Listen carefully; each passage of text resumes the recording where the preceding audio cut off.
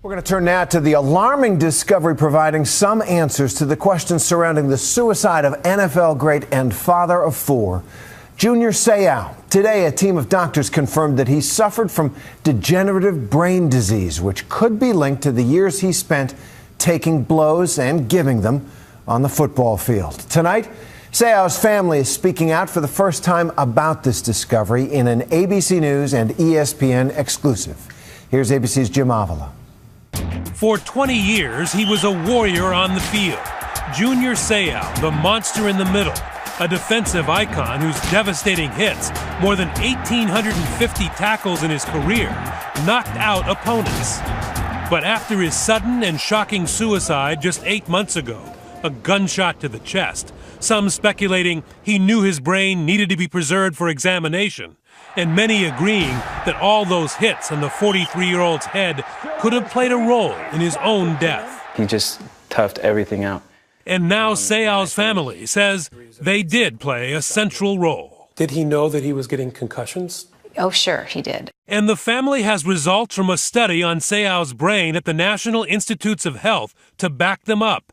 ABC News and ESPN have learned exclusively that Seau's brain showed signs of CTE, chronic traumatic encephalopathy, the concussion-related injury that is at the center of today's football safety controversy. Dr. Russell Lonzer conducted the study. What was found in Junior Seau's brain was cellular changes consistent with CTE. It means that he had a lot of head-to-head collisions over the course of 20 years of playing in the NFL. The actual cells in his brain, you now know, suffered damage.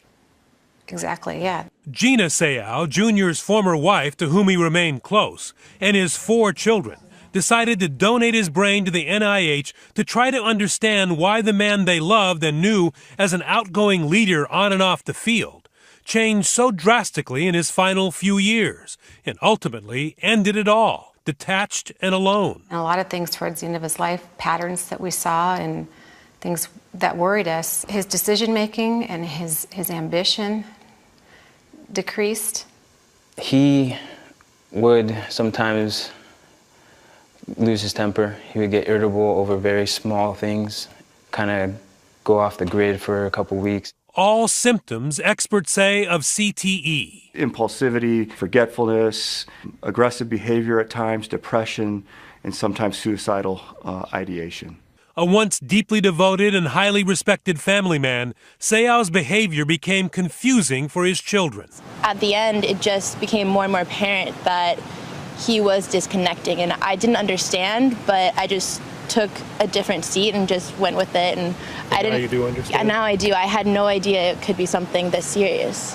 The night before he shocked everyone by shooting himself, Seau sent out this short phone text of love. And what did he say? Just 3 words. I love you. It means a lot. Sorry. The man lived for family. That love was so important to him. So for him to take his own life, I can't imagine how severe his anguish was. The game that he loved so passionately, that gave his family everything, may in the end have taken it all away. To see that this was the final outcome is really bittersweet and really sad. But sadly, not uncommon. Dave Duerson of the Chicago Bears shot himself to death too. His brain diagnosed as riddled with CTE. The combination of depression and lack of impulse control probably contributes to the suicide that we see in this group of individuals. Dr. Robert Cantu says Junior Seau's death may make a difference to football players and fans, a tipping point of sorts, and signal that no one is immune to the chronic hard hits of the game they may love. Junior Seau played a position at high risk for head trauma, middle linebacker, where individuals are funneled to you to make the hit. So it's really no surprise to me that Junior Seau had chronic traumatic encephalopathy. That he died so violently and so young, that certainly perhaps is a bit of a shock. Seau is the highest profile player to be connected to CTE, and shivers went through the league today. Marcellus Wiley was an NFL teammate. To know that that was his fate, it makes you question your mortality. The times I do forget things, the sleepless nights you may have, you start to wonder, are you down that path towards CTE? The NFL is facing a lawsuit brought by 4,000 former players contending that the league did not do enough to protect them and hid long-term effects from its players. The NFL denies that it intentionally hid any risk from players and today had this statement in response to Seau's diagnosis. The finding underscores the recognized need for additional research to accelerate a fuller understanding of CTE. The NFL is committed to supporting a wide range of independent medical and scientific research that will both address CTE and promote the long-term health and safety of athletes at all levels. We have work to do, and we're doing it. CTE can only be detected after death by examining the brain under a microscope.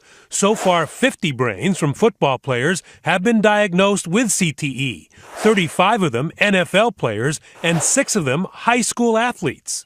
The Seau say they just want today's players to make an informed decision, to know the risk for even the toughest in the league. What should the NFL be doing? I think the NFL has to take a bigger role in making sure that people are aware of what the side effects could be. If you're going to play the sport and you love the game, be aware and be careful and know the signs and symptoms. Be extremely aware of what could potentially happen to your life. So there's a big risk. There's a huge risk.